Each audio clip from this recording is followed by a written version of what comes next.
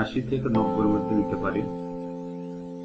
77, 80।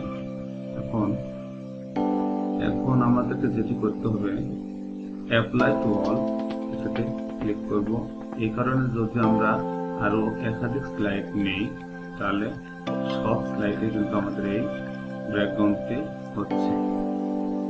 এখানে আমরা আমাদের ইচ্ছা মতো কন্টেন্ট স্থাপন করতে পারবো, ইচ্ছা মতো আমরা ছবি স্থাপন করতে পারবো, ইচ্ছা মতো আমরা লিখতে পারবো। ভিডিওটি দেখার জন্য সবাইকে ধন্যবাদ।